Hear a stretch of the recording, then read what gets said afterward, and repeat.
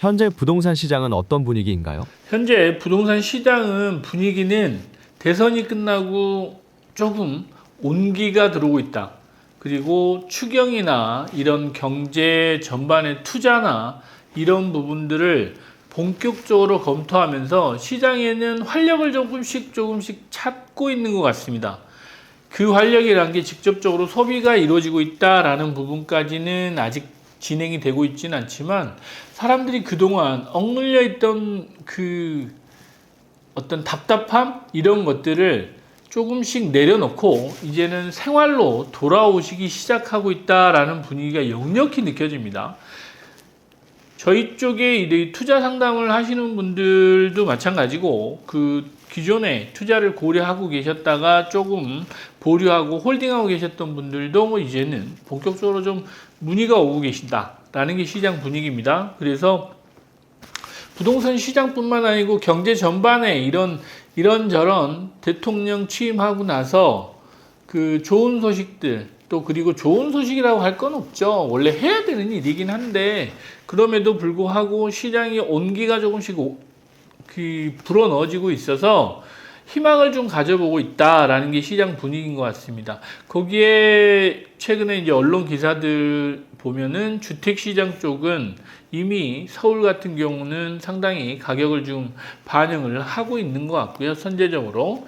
빌딩 시장 같은 경우는 그렇게 바로바로 이렇게 반응이 오고 있지는 않은데, 빌딩 시장은 그렇습니다. 지금 기업들이나 기존에 자금이 좀 어려우신 분들, 그 다음에 지금 대출이 많아서 급하게 매각하셔야 되는 분들 위주로 급매물들이 나오면서 가격 조정이 되는 매물들 위주로 선별적으로 거래가 조금씩 일어나고 있다라는 게 시장 분위기입니다. 그런 부분을 참고하시면 시장에는 그렇게 그동안 한 6개월, 1년 가까이 이렇게 억눌려 왔던 시장 분위기가 이제는 조금씩 해빙기에 들어가고 있는 분위기인 거는 분명합니다. 대선 이후 부동산 투자자들 동향은 어떤가요? 지금 대선이 끝나고 그리고 대통령이 취임하고 나서 투자자들 문의는 2배 이상, 많게는 3배 이상 늘어났습니다. 저희 상담 건수 늘어난 건 둘째 치고도 시장의 기대치가 많이 올라가고 있는 건 분명한 것 같아요. 그런데 이제 주택시장하고 빌딩시장 분위기가 조금 다릅니다. 조금 다르고, 주택시장 같은 경우는 기존에 이제 대선이 끝나면 어떻게 해봐야지, 그리고 대선이 끝나면 가격이 내릴 거야 라고 생각하셨던 분들도 쉽게 안 내릴 것 같네 라는 느낌을 좀 가지고 계신 것 같습니다. 그래서 이제 그러면 지금이라도 사야 되나요 하는 분위기가 많고요. 또 한편으로 보면 지금은 너무 고점인 것 같아서 위험해 보입니다. 그래서 조금 조정하는 걸 보고 투자를 들어가려고 합니다 라는 분들까지, 궁극에는 투자에 관심이 계속 늘어나고 있고 시장도 거기에 맞춰서 반응을 하고 있는 것 같습니다. 일부 지역들 위주로 토지거래 허가제죠, 투기과열지구나 조정대상 지역을 추가로 지정할 수 있다라는 게 언론에서 이렇게 이제 우리 흔하게 밑밥을 좀 깔고 있어서 그런 부분도 고려를 하셔서 투자를 해야 될 것 같다라고 이제 말씀을 드리고 있고, 서두르실 필요는 없을 것 같습니다. 그럼에도 불구하고 가격은 많이 조정될 것 같지는 않다라는 게 주택시장 분위기고, 빌딩 시장 분위기는 현재 많이 어렵습니다. 정말 많이 어려운데 그 중에서도 어렵긴 하지만 급매물 위주, 가격 조정폭이 큰 매물 위주로 매력적인 건물들은 거래가 되고 있다. 그리고 이미 그걸 준비하고 계셨던 분들, 정말 고수들이죠. 고수들 같은 경우는 실제로 거래가 나오면 바로바로 매수를 하시는 분들, 투자를 하시는 분들이 많아지고 있습니다. 그만큼 요즘에 이제 경매 쪽에 이런 진행도 많고 또 사업하시는 분들이 어려움들도 많다 보니까 어쩔 수 없이 가격 조정폭이 크게 지금 벌어지고 있는 상황이고, 적정하게 수익률만 확보돼 있는, 그리고 그 수익률도 허수가 아닌 진수, 정확한 좀 맞는 그런 어떤 수익률이 나오는 건물 같은 경우는 투자를 좀 적극적으로 고려해 보시는 거를 이제는 하셔도 될 타이밍이 오고 있다라는 말씀을 드려요. 그럼에도 불구하고 대출은 좀 많이 어렵습니다. 그 부분을 좀 참고하셔야 될 것 같아요. 그래서 자기 자본이 조금 들어가야 되는 부분이 있습니다. 언제쯤 투자를 고려하면 좋을까요?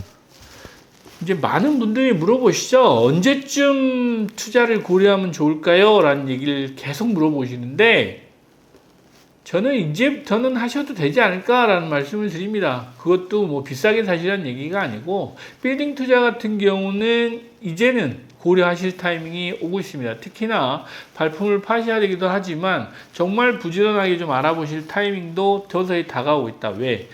급매물 위주, 항상 말씀드리잖아요. 급매물하고 가격 매력이 있는 건물 위주로 투자를 하시기를 추천을 드려요.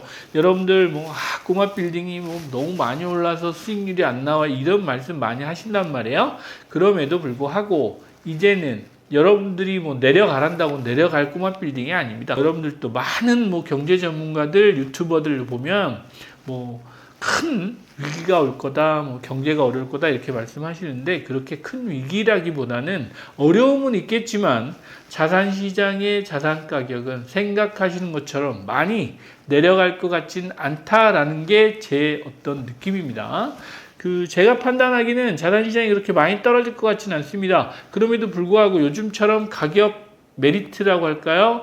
그리고 매수자 위주, 매도 위가 아니고 매수 우위 시장에서 여러분들이 투자를 조금 현명하게 똑똑하게 하신다고 하면 좋은 투자도 될 수 있다. 그리고 기회도 분명히 있다라는 말씀을 드리고 항상 늦었다고 생각할 때가 빠른 겁니다. 그래서 제가 생각하기는 이제는 준비를 하셔도 될 것 같습니다. 투자는 어떤 투자를 어떻게 해야 할까요? 그러면 이제 많이들 물어보세요. 투자는 어떤 투자를 해야 할까요? 라고 물어보시는데 최근에 이제 제가 이런저런 자료를 정리하고 준비를 하면서 세미나 준비도 하고 이런 요즘에 시장 분석을 좀 정리를 하고 있는데 빌딩 시장 같은 경우는 여러분들 최근에 이제 거래되는 거래량도 보셨잖아요. 대형 건물들 위주, 똘똘한 건물이라고 할게요. 똑똑한 건물이 아니고 똘똘한 한 채처럼 빌딩도 똘똘한 한 채 위주로 하셔야 됩니다. 예전처럼 이면에 2종 일반 주거지역, 3종 일반 주거지역 쪽에 이 건물을 무조건 사면 오르던 그런 시대는 조금 지나갔습니다. 그리고 이제부터는 좀 조정장인 것도 맞아요. 그러면 여러분들한테 누차 저는 말씀을 드립니다. 남들이 좋아하는 지역 위주로만 가세요라고. 그래서 입지, 첫째도 입지, 둘째도 입지입니다. 세 번째는 유동인구 정도 이렇게 보고 있는데 가격과 유동인구가 그 다음 순이에요. 여러분들이 입지부터 꼭 보시고 들어가시기를 추천드립니다. 그리고 매물 정말 많이 나와 있어요.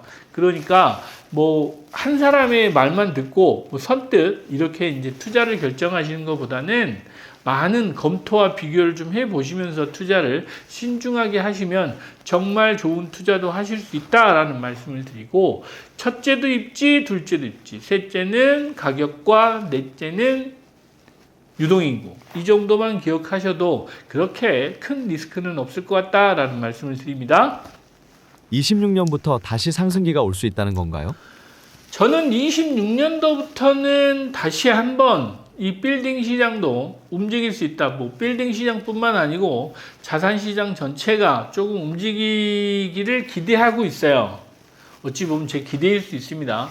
하지만 지금 이 시장에 뿌려지는 유동성이라고 표현하겠습니다. 어떤 재정 정책 포함해서 지금 한국은행 총재께서 얘기한 통화정책까지 재정정책과 통화정책 부분에서 우리 코로나 때 상황하고 아주 유사합니다. 무슨 얘기냐?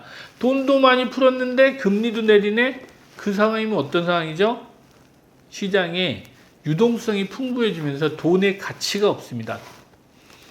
여러분이 생각하시는 것보다 훨씬 더 빠른 속도로 시장에 돈이 풀릴 것 같고 또 하나는 통화량이 늘어나면서 돈에 대한 가치도 많이 떨어질 것 같습니다. 가장 큰 영향은 통화량과 금리다라고 저는 말씀드리고 싶은데 26년도 하반기부터는 지금 25년에 푸는 돈들과 26년도 경기부양 정책들의 효과를 자산시장에서 눈으로 체감할 수 있는 시기가 오지 않겠나라고 저는 판단하고 있습니다. 그런 부분까지도 좀 고려하신다고 그러면 느낌적인 느낌도 분명히 있습니다. 그런 부분도 고려하셔서 언제까지 이렇게 어려운 시기만 있을 거는 아닌 것 같다라는 부분까지도 말씀드리고 26년도 어찌 보면 대세 상승의 시작일 수 있을 것 같다. 그리고 자산 가격은 생각처럼 그렇게 내려가지 않는다라는 부분까지 말씀드리면서 여러분들이 투자에 대해서 이제는 전향적으로 좀 고려를 하셨으면 좋겠습니다. 네, 오늘은 여기까지 말씀드리겠습니다. 감사합니다. 구독, 좋아요, 알림 설정까지 꼭 부탁드립니다.